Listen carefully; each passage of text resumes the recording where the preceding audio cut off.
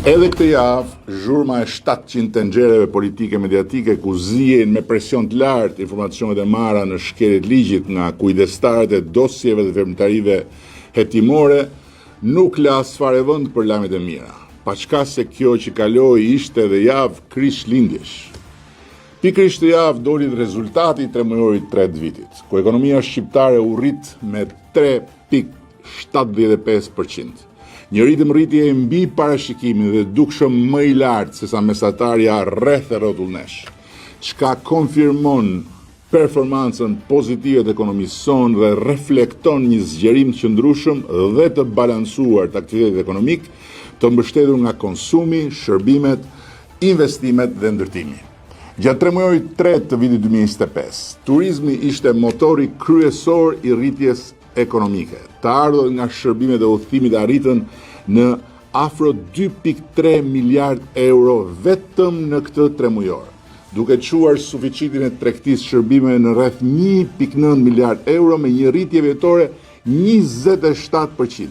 Për ta bërë të prekshme për të gjithë, theksoj se kjo performancë e fortë e shërbimeve ka dhënë një kontribut të drejtë për drejtë në rritjen e prodhimit përgjithshëm kombëtar dhe në përmirësimin e bilancit të pagesave.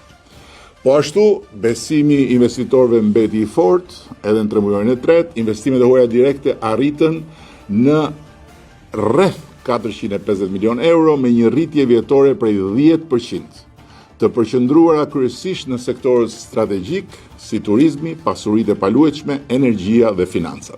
Jo vetëm kaq, por rritja ekonomike në tremujorin e tretë vitit 2025 është shoqëruar me përmirësim të tregut punës.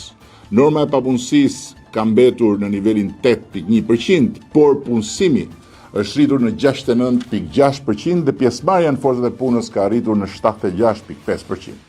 Paralelisht dhe përsëri për ta bërë të prekshme gjithçka po them, paga mesatare bruto në Shqipëri u rrit nga 776 euro në 830 euro, duke reflektuar rritje të ardhura nga puna dhe një përmirësim të mëtejshëm të gjendjes ekonomike të familjeve.